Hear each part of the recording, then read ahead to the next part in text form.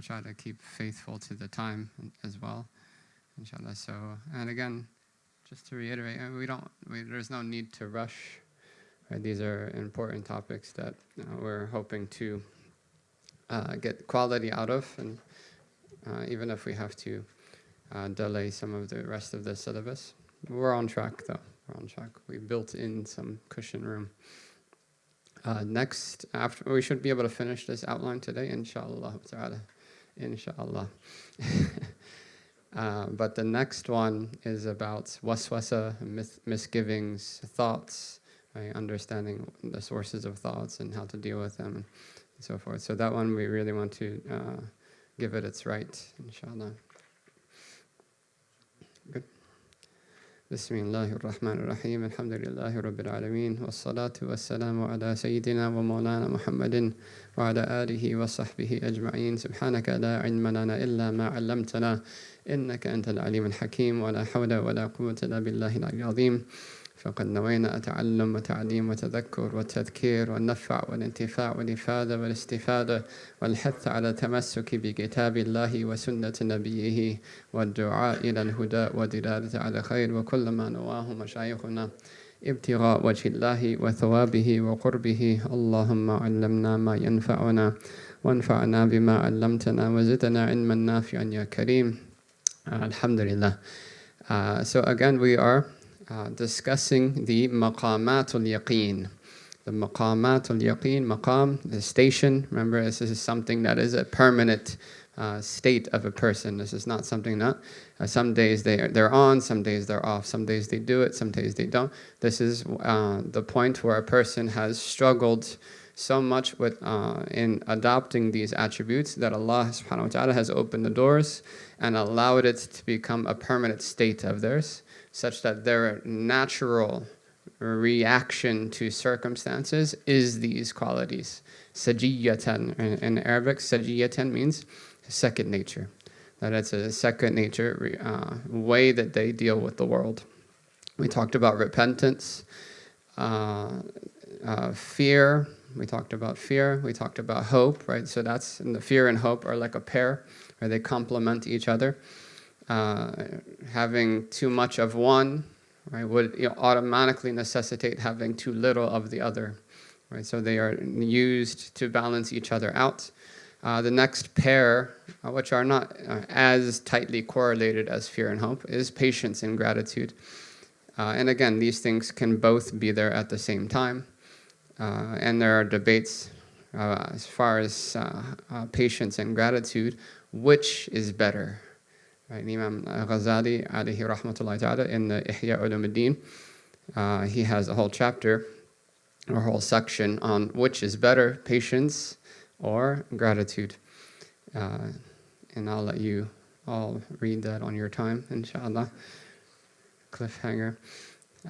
So we've reached the chapter of detachment, or the number, what number is this? 6? Is it 6? No. Yeah, 6. Detachment. Right? وَحَقِّقْ مَقَامَ الزُّهْدِ.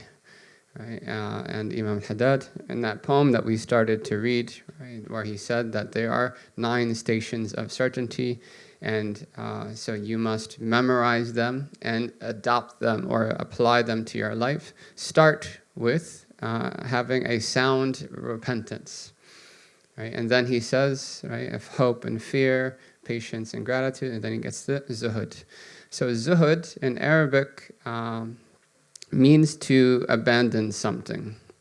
All right, linguistically speaking, it means to abandon something or to turn away from something. And it's used linguistically in hadith. It's used linguistically in the Quran. Right? Allah subhanahu wa ta'ala says about the Prophet Yusuf alayhi salam, that when the people came and they sold him into slavery in Egypt, they say that they took a few dirhams as a price. وَكَانُوا فِيهِ مِنَ الزَّاهِدِينَ. Right? And they were regarding Yusuf a people of zuhud, meaning that they turned away from what they really could have gotten if they understood his worth. Right? So turning away from something means zuhud. Right, or leaving something, abandoning something. That's linguistically. But what we mean with regards to zuhud in the science of purification of the hearts is to know that the dunya, right, and we'll explain a little bit more about what we mean by the dunya, that it's worthless, lowly, and cursed. And therefore, the result of that knowledge would be to abandon it voluntarily. Tamam. So, but most important thing to clarify is what is dunya? Because a lot of people, they use dunya as a derogatory term in a lot of situations which aren't really supposed to be applied to dunya. A lot of people use dunya for wealth, right? Somebody's wealthy, somebody has more cars than they need, right? Somebody has certain luxuries of life. They say, oh, that's dunya. Sahib dunya, right? That's a person of the dunya. Dunya does not relate to money whatsoever.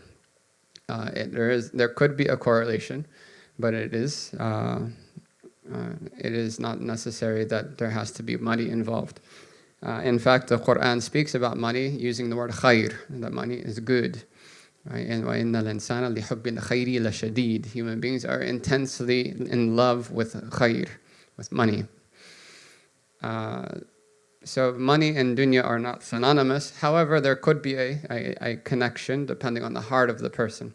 So dunya is seen as anything that is devoid of a connection with Allah and with the purpose of life.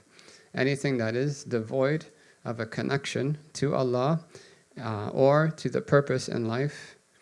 And you could even extend it, right, that has some sort of, anything that has no connection to the hereafter. Right? You could extend it to that as well, which is as a summation of all of the other details. Right, so a lot of times they translate it as materialism, secularism, and definitely they are of the dunya, right? Material, loving things just for the sake of the things. I remember my dunya prior to Islam was Ferraris, right? Ferraris, and it's just a thing for the sake of it being a thing. It's just a car, right? Not because it can drive me to Fajr, right? Not because I can pick up people on the road and give them a ride for the sake of Allah and gain Jannah in the hereafter for it. No, it's completely just because it's a car. Now, why is that problematic? It's problematic because the heart is created to love Allah. The heart was created to love Allah, which we'll talk about at the end, the last of the stations, and to love anything that Allah loves. That's what the heart was created for. So to fill it with love of things that have nothing to do with Allah, that are devoid of any connection to Allah, even a distant connection, right, is not what the heart is meant for. And at a legal level, it could be sinful to have love for. Right? If somebody loves something that is haram, and they have that thing in their heart, right, then that is going to be a blameworthy trait for sure. Right? If they have love for something that is disliked, right, then it's a lesser so. If they have love for something that's permissible, now this is not something that's sinful. However, it is going to block them and prevent them from higher spiritual connections to Allah subhanahu wa ta'ala. And this is why we want to rid ourselves of these things, to open the door for higher levels of intimate relations with Allah subhanahu wa ta'ala, connection to Allah subhanahu wa ta'ala, knowledge of Allah subhanahu wa ta'ala, having understanding of who Allah is, having connection to the Creator, having the veils of the unseen removed from the heart. Right? This is what the heart is for. Tamam. So zuhud in its essence really means to leave aside any connection of the heart from any of those things. Right? So to remove those things from the heart. Now, how is this done? Right? It's in the definition, knowledge. Right? One must know that the reality of these things. what, I remember a friend of mine, he was speaking, he's like, yeah, I'm going to save up money, I'm going to buy I forgot, it was a Corvette or something, it might have been a Ferrari or a Lamborghini or something. And then, I don't know why, I just had this visceral reaction. This is like post-conversion, right? So I had this visceral reaction. I said, you'll have the Lamborghini as skateboards in Jannah. Don't worry about that. I don't know why I said that, but it kind of it impacted him. And 10 years later, he still reminds me of that day. Because in reality, they're nothing compared to what we're seeking, right? That is a worldly goal that has no benefit whatsoever in the hereafter. Right? There's nothing in comparison to the hereafter. And it's not going to come to the grave. You've never seen a procession, right? A funeral procession, and then the guy's car, all his belongings, everything is like bringing in a U-Haul truck in the back. It's all backed up and dumped into the grave. It doesn't exist, right? All of it is temporary, ephemeral. And I'm not dissing cars. Don't think that I am. But things in and of themselves have no value unless they help one in their purpose of life, right? Tamam. So to sever that connection of the heart from these worldly things is the nature of zuhud, and there are levels, though. There are levels. And Imam al-Ghazali, and just as a recommendation, he has another book called the Al-Arba'in fi Usul al-Din, the 40 principles of the religion. Extremely beneficial book. You could see it as a type of abridgment of the revival of religious sciences, the Ihya al-Ulumuddin. But it has things in it that aren't in the Ihya, right? So it's and that's why the scholars for many centuries have said la yughni kitabun an kitab, that no one book will suffice you from needing another book. That every individual book, even if they're on the same topic and at the same level, right, has in it something that other book doesn't have. Right? So that is definitely a beautiful book, and his chapter on zuhud is extremely good. And very beneficial. So the lowest level of zuhud, is that, and I'm not reading off of the outline, so the outline may have different wording, but just recalling from what he mentions there, the lowest level of dunya is for a person to kind of affect, right, takalluf, right, to kind of force themselves to dislike worldliness. To dislike worldliness.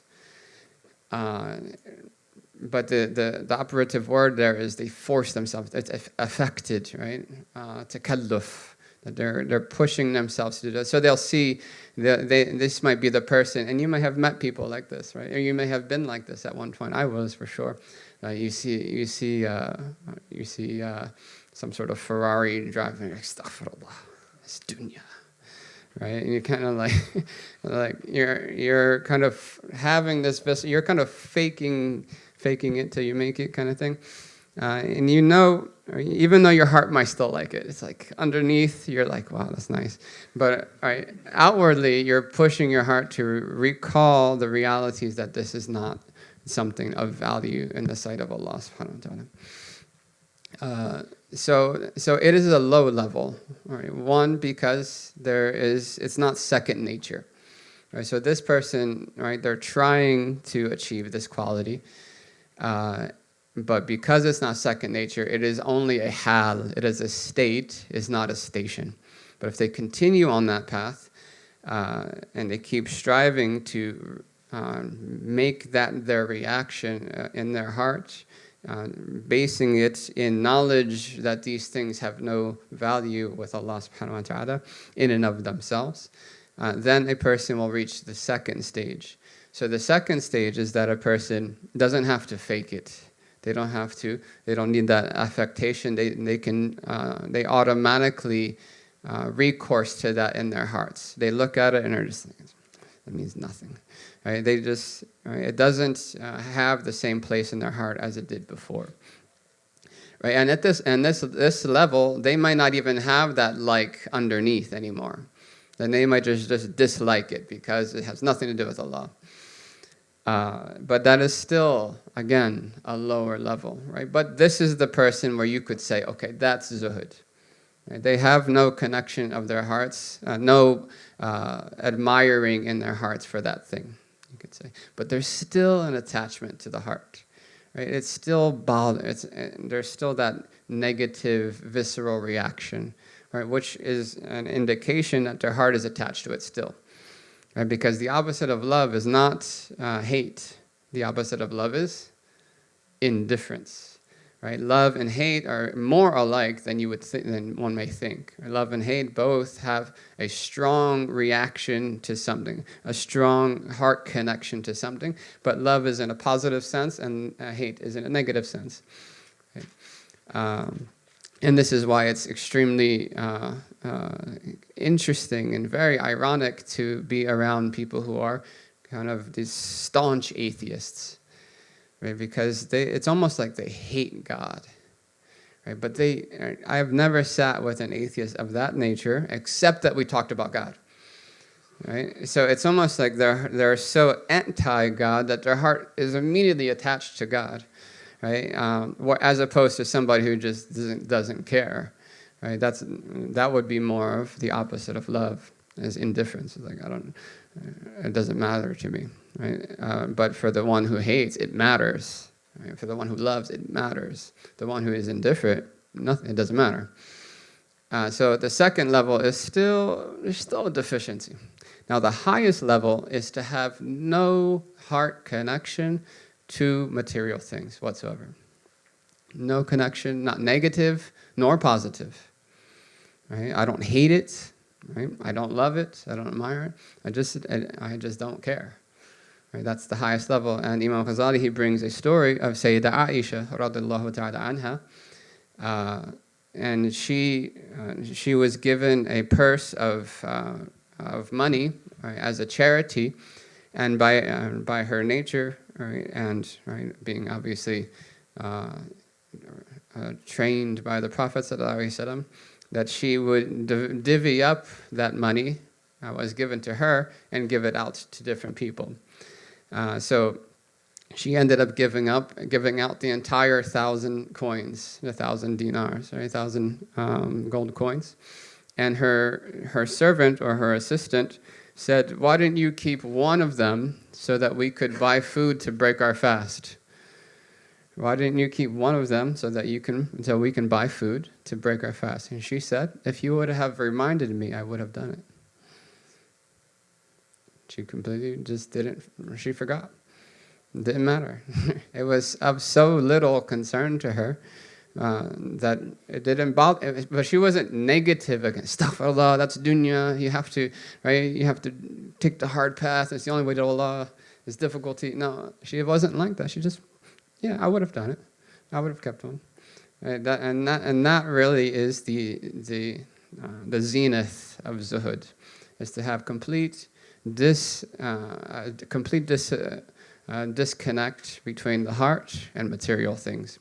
And this is what Imam al-Haddad says in the end of Etiquettes of the Seeker. He has this long, beautiful section about all of the qualities of the true seeker. And it's really intense. If you read this, it's like, man, I haven't even started seeking. Right? So it all rhymes as well. So he says, لا يكون المريد مريدا إلا حتى يجد في القرآن كل ما يريد. First quality, that the seeker is not a true seeker until they find everything that they're seeking in the Quran. Right? وَيَسْتَوِرْ عِنْدَهُ الذَّهَبُ وَالصَّعِيدُ. And the second quality, which relates to what we're talking about, is that... she's all right. Ladybug. The second quality that he mentions is وَيَسْتَوِي عِنْدَهُ الذَّهَبُ وَالصَّعِيدُ, that gold and dirt are equal in their eyes. And that's the quality of the seeker, let alone the one who has reached the end goal. So these are beautiful things. Now, whatever there is that Allah does assign value to, right? It is important and extremely necessary for us to have value for those things in our heart. And we talked about that in those first, I don't know how many it is, what's each, 10? In those first 8 qualities that we talked about. One of them was, where is it? Reverence for the sake of sin, dislike of worldliness, sin, and their people. There's a few of them. So having reverence for anything that Allah has deemed worthy of reverence. Right? So we have reverence for the akhirah, we have reverence for righteousness, we have reverence for anything that is connected with Allah, anything that will help us with our purpose in life, anything that will lead to the hereafter. All of those things we should have full esteem for in our hearts.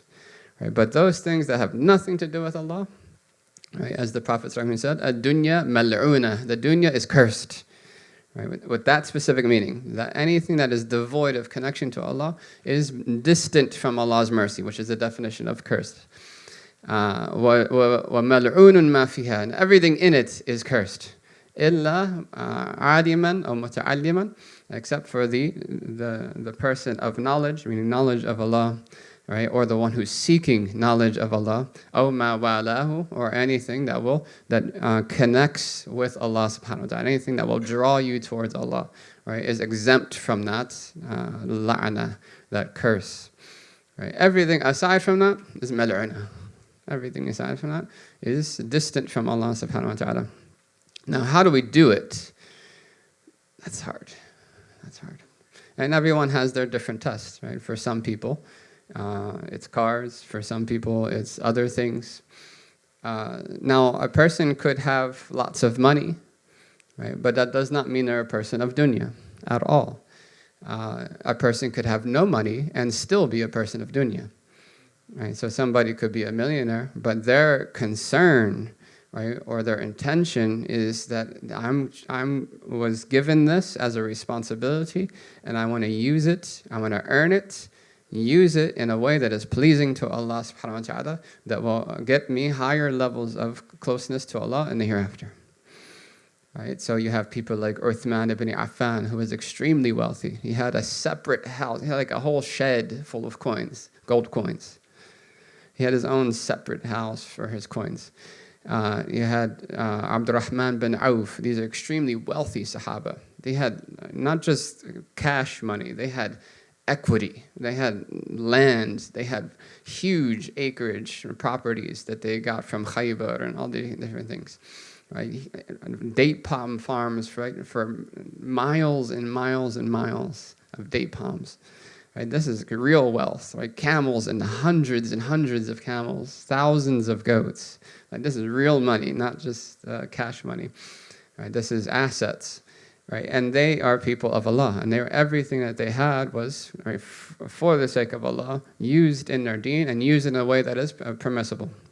And that's why the Prophet said, "La batsa bil ghina liman ittaqa Allah azza wa jalla." There's nothing wrong with wealth for the one who has taqwa, the one who has fear of Allah subhanahu wa ta'ala. But then you could have somebody who doesn't have 2 pennies to rub together, right? But their heart is deeply attached to worldly things, or such that they are focused on that and thinking about that all the time. That's their wants, that's their desire. Their heart is longing for that. And I won't belabor this point, but the Prophet ﷺ, he talked about 4 people. Right? So the first person is a person who Allah gave them wealth and knowledge. Right? And they used the wealth for the sake of Allah in that which is pleasing to Allah, and they acted on their knowledge. Right? So they used their knowledge to guide how they used their wealth, right? Their knowledge of the sacred law. Right? And then there's a second person who had neither, but they longed to be like that other person, like person A. So person B is longing that, say, "Oh Allah, if only you to give me knowledge and wealth like you gave them, then I would do what they do." Right? And the Prophet said that the second person, right, has equal reward to the first person, right? Because their intention was to do that. Had Allah give it to them, then they would have done the same thing. And then you have another person who was given wealth but no knowledge. They didn't have knowledge of the sacred law, knowledge of how to use these things for the sake of Allah subhanahu wa ta'ala, and they used their wealth in sinful things. And then the last person is the one who longed to be like that person.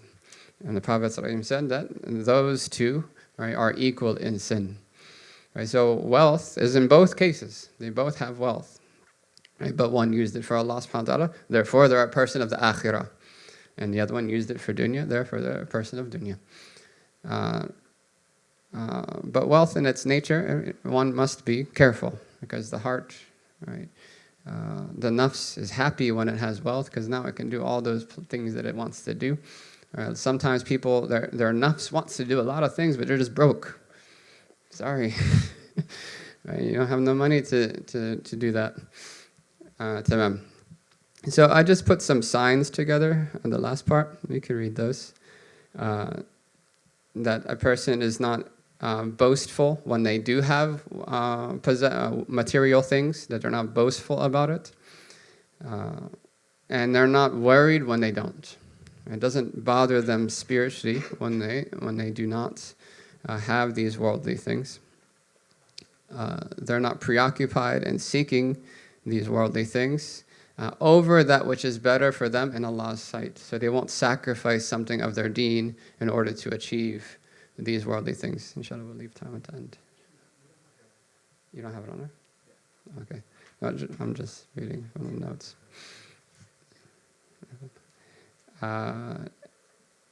Now, there is such thing as voluntary zuhud.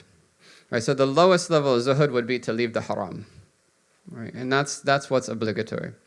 Right, to leave any part of the dunya that is haram, very sinful.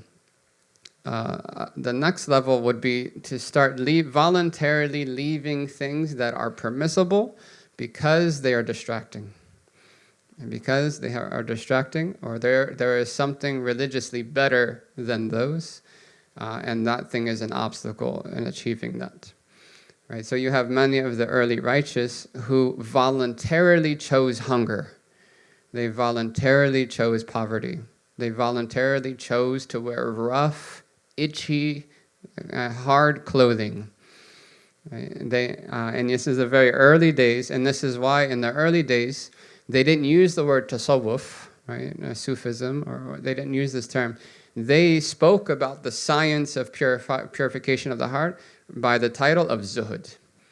Right, so they asked the Imam Abu Hanifa's student, why haven't you written a book in Zuhud, in spirituality? And that's because Zuhud was the main characteristic of somebody who is seriously taking the spiritual path at that time. Right, and he said, I wrote a book about business transactions, business law. Right, and it's really deep what that meant. Right, so Imam Ahmad bin Hanbal has works on zuhud. Right, many of the early scholars, they were talking about tasawwuf, but they called it zuhud because that was the main quality. Right, a person who was seen to eat a lot or to kind of like the luxuries and the pleasures of the dunya, even the halal, was seen as a deficient in zuhud. Now that's not a requirement in our time necessarily. But it was a sign in that time that people would wear very rough clothing and so forth. Tamam. But in our time, at least the very minimum is to leave the haram, both outwardly and inwardly, so leave it in the heart, not to have any inclination toward in the heart to anything haram. The second would be to start minimizing those things that are permissible, but they are distractions with Allah subhanahu wa ta'ala. And this could be anything. It could be anything, right? It could be instead of a 5-course meal, have a 3-course meal, right? It could be instead of watching a movie on Netflix, a rom-com, right? You can watch a documentary, right? It's a type of zuhud, right? You're just leaving it, right? Even though you want it, you're leaving it for something that is less harmful or better. That's assuming that whatever it is not haram. Then obviously that's part one. That's the first type. Tibam. And you can read a lot more in the 40 principles of Al-Maqasid. Tibam. The next one is tawakkul. Tawakkul. That's on your outline, right? Okay. Tawakkul. Wakkala yuwakkilu comes from the word wakil. You've heard that word before, probably in marriage. You have wakil is when you make somebody your agent, or someone to speak on your behalf or to act on your behalf. So tawakkul is essentially to make Allah our wakil, right? Our guardian, our protector, the one who we consign our affairs to so that He deals with them on our behalf. Right? So, and this again relates to knowledge, right? Remember we mentioned before that if the veils were removed and a person immediately had true knowledge of Allah subhanahu wa ta'ala, they would automatically have 100% tawakkul, 100% zuhud, right? Imagine that. Allah removed the veils from your heart and you witnessed the unseen realm and the beauty of Allah subhanahu wa ta'ala. Would you have care for a Ferrari? Would you care about it at all? Would you want that big castle mansion that you see celebrities have? Right? Would any of that matter to you at all? No, not at all. Right? And that's zuhud. Right? And the zuhud is a necessary result of that knowledge. There was a man who was, he heard about this ability to change raw materials to gold. Right? It's called alchemy. So he heard that there was this sage, this man who can turn these things and he could teach you how to do it. Right? So he he found this sage and he said, "Teach me, please. I want to learn how to change things into gold." Right? You become super rich. You just get a bunch of, go to the dollar store, get a bunch of pens and just turn them into gold bars. Right? So he said, "Okay, but you have to stay with me, right, and follow what I say." So he said that first thing you have to do is to pray all five salats with me. All 5 prayers with me, and you have to make wudu for each prayer from this specific well.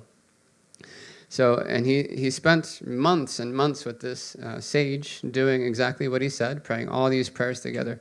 And then one day, as he was pulling water up from this well, he found that the water was filled with gold, but there was no water. Right? The bucket was filled with gold, but there was no water. So he dumped out the gold, and he's trying to get this water to pray salat. And more gold is coming out. And he goes crying to the sheikh. He's like, "I need water to pray to Allah." Right? And the sheikh says, "Now you have, right, something better than alchemy. Right? Now you have changed gold into akhirah." He was more concerned about the water for his wudu, right, than he was about these gold bars. Tamam. Tawakkul. Knowledge that Allah alone has control over all affairs, the good and the bad. So a knowledge that Allah has control over all affairs. And one of the beautiful things is about the science of purification of the heart. In many, many aspects of it, it is the actionalizing aqidah, right? Putting our beliefs, right, that we learn in theology and aqidah into practice. So one of our beliefs is that Allah subhanahu wa ta'ala is the sole actor in the world. Everything that occurs in the world is solely from Allah. Allah creates it based on His knowledge, His will, and His power. Everything, good and bad.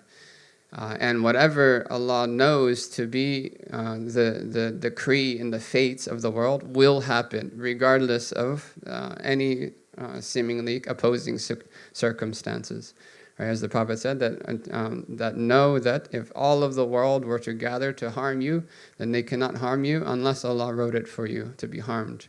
And if all of the creation were to gather to benefit you, they could not benefit you, right, unless Allah wrote for you to be benefited. Right? So knowledge of that, right, is a theoretical thing. Right? Knowledge first, right, the beliefs and aqidah is like, okay, I know that conceptually, abstractly, but when the rubber hits the road, applying that belief is tawakkul. Right? The necessary results that I know that only Allah is in control of absolutely everything. Right? The result would be for me to hand over, right, to give Allah the reins, right? To get out of the driver's seat, or at least our envisioning of ourselves in control, right? To get out of the driver's seat and let Allah drive, right? That is the understanding of tawakkul, to consign the final outcomes of one's efforts to Allah. To consign the final outcomes of one's efforts to Allah. Right? But you can see in that definition, there is the word one's efforts. Right? So it doesn't mean that one just abandons responsibility and says, Allah will take care of it. No. Right? One has to do their part. Right? That's what we talked about in hope, when we talked about hope. That part of hope is doing everything we can to achieve that thing and then waiting and expecting goodness from Allah subhanahu wa ta'ala. So a sign of a valid tawakkul is that one does not disobey Allah in the name of it. That one does not disobey Allah in the name of tawakkul. It's like, I'm not, right? If it's written for me, I'm going to tawakkal Allah, it's going to happen. And then they sit and they neglect their responsibilities, they neglect the obligations upon them to try to achieve that thing.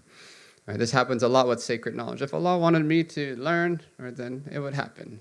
Right? And then they don't go out and seek circles of knowledge. They don't go out to read the books or to watch the lectures.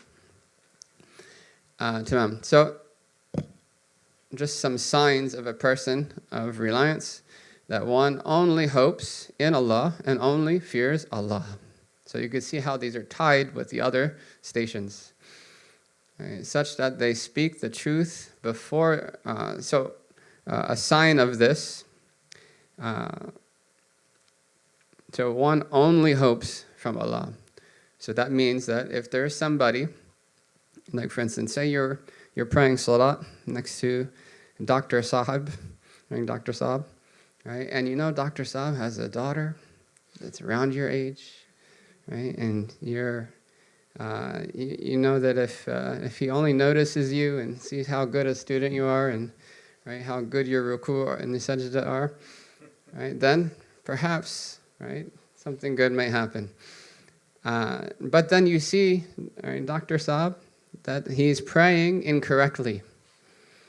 Right? Now what are you going to do? Are you going to tell him, right, that he's doing something wrong? Advise him, right? Amr bil ma'ruf, command the good, right? Or, right, are you going to fear that he might not let you marry his daughter? Right? So the sign that one hopes more in Allah than creation is that their hope of creation would not stop them from doing that which Allah wants. Right? Same thing with fear. Right? You're next to a very tyrant judge, right? And the judge is praying salat with, but their prayer is invalid, right? You know, according to all the schools, they've done something that their prayer is invalid. Are you going to tell them, or are you afraid of their punishment? So you're more afraid of Allah than that person, then that's a sign of tawakkul. Yeah? 8:10 or 8:30? Did Sheikh Yahya finish it? Okay. We'll finish quickly, inshallah.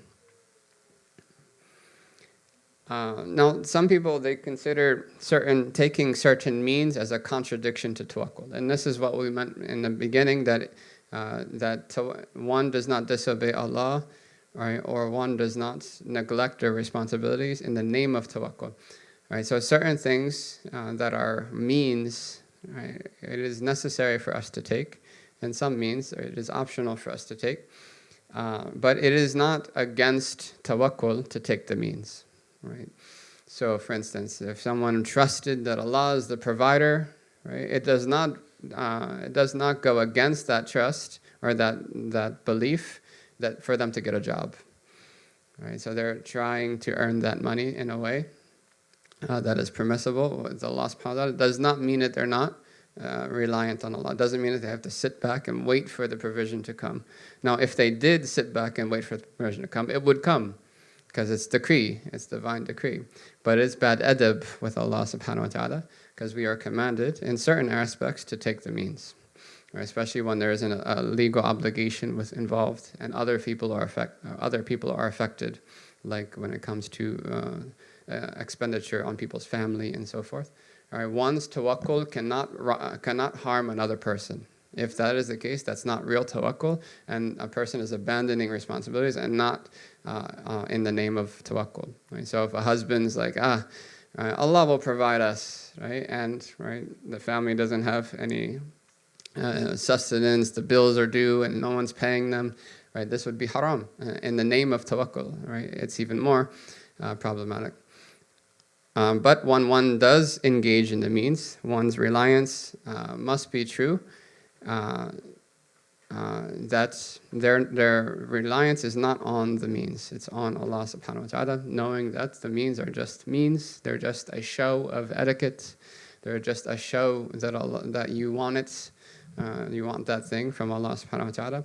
Right? In the end, the only sole actor in the world, the only effector of all effects, the causer of all causes is Allah subhanahu wa ta'ala only. But it does entail that a person may be less likely or may take worldly means less often. Right? It may entail that. It is possible for that to be the case, that a person, for instance, they get sick and they instead of taking medicine, they may just make dua. Right? That is possible, and that is permissible. It's not obligatory to take medicine, even if one is expected to be cured by that medicine. It's not an obligation.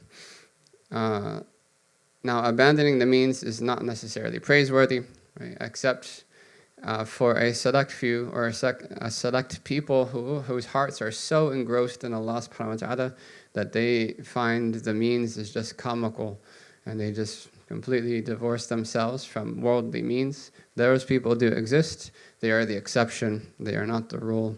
But you may find in Islamic history many people like this, like Uwais al-Qarni, who would just pray to Allah subhanahu wa ta'ala for food, and Allah would bring him food. One time he would pray Fajr Salat, and he would recite Quran and do dhikr of Allah until Dhuhr. Then he would pray Dhuhr Salat and do the same thing till Asr, and pray Asr Salat and do the same thing till Maghrib. And then he would only sleep for moments at a time, and he would wake up and said, "Allah minni a'udhu bika min aynin lawwama wa nafsin la tashba." I seek refuge in you, O Allah, from eyes that constantly sleep and desires that are never fulfilled, or that are never satiated. And then he prayed for food, and a dog came with half a loaf of bread or half a circle of bread in its mouth. And still he didn't eat it. He feared that the dog took it from somebody else. And then Allah subhanahu wa ta'ala made it known to him in his heart that this was actually sent to him to eat. This is the exception. This is not the rule. In general, we are commanded to take the means, but to not trust in the means, to trust in Allah subhanahu wa ta'ala. We'll save the last two, the most important, for the next session, inshallah, and then we'll start with the waswasa, inshallah. Sallallahu alayhi wa sallam. Alhamdulillah rabbil alameen. So we'll pray at 8:20, if that's okay. Just in 4 minutes, if anyone needs to make wudu. In the meantime, we can take a question or two, inshallah. Yeah. When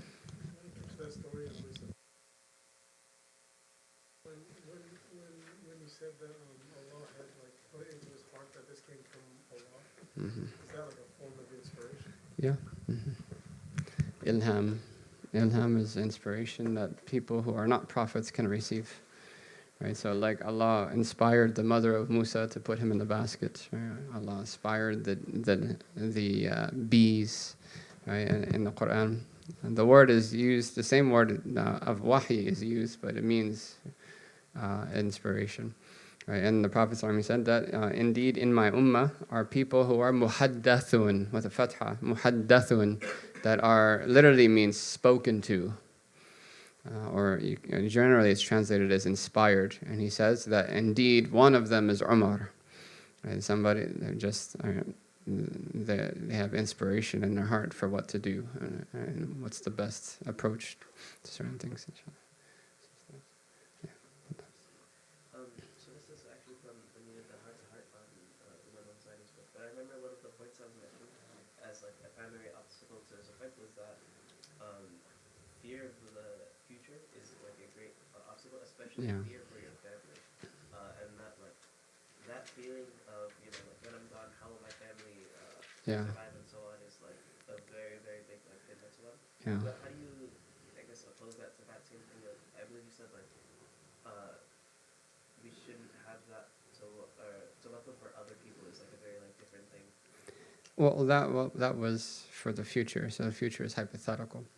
Right, so I don't know if everyone heard what he said, just in reference to a previous class, that one of the signs of a person lacking tawakkul or not having higher levels of tawakkul is that they fear the future. And generally this is about provisions. Right? They fear, when is my next paycheck going to come from? Right? When is this going to happen? Right? So it is not, or I should say what is sinful is for a person to have a lack of confidence that Allah is the provider. Right? For someone to be perturbed, right, at the possibility of not getting provision, right? That is what's sinful. Right? And tawakkul, that is because that's directly against tawakkul. Same thing, like parents, and sometimes these are natural fears, though. Right? So we have to kind of make effort to combat them and teach ourselves, like, no, this is what, right, Allah will take care of these things, and train ourselves to have good opinions of Allah, and that's part of tawakkul, is a good opinion of Allah. Another one is that people have a concern that if they die, right, who's going to take care of their family members, and it's a legit concern for sure, right? But we have to remain firm in the understanding that we are not the ones taking care of them now, right? As we're alive, right? We are just means by which Allah is manifesting His care for them, right? And if we are not there, then Allah can continue to do that, maybe through another means. Right? And I remember we had a dawrah for Muslim autistic kids. In Singapore, there was a Muslim school for autistics, and Sheikh Umar Hussein al-Khatib, the Mufti of Tarim, he came and answered questions related to autism, and this was their main concern. Most of the parents had this concern, that if something happened to them, what would happen to their children?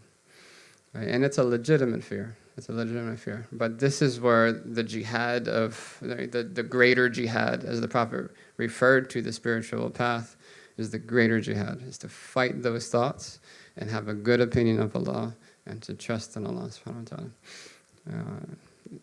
ta'ala. Easier said than done, inshallah. May Allah help us all.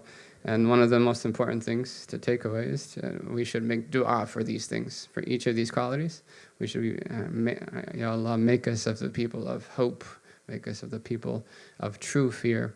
Right? And always end your dua with, right, in goodness and in afiyah and well-being, because Allah could teach you patience, right, in a way that is very heavy and burdensome, but Allah can teach you patience with afiyah. So we always ask for afiyah. So we're not asking for tribulation, we're not asking for difficulty, but we do want Allah subhanahu wa ta'ala to make us of these people. And Allah says He loves the people of tawakkul. We want to be of those people.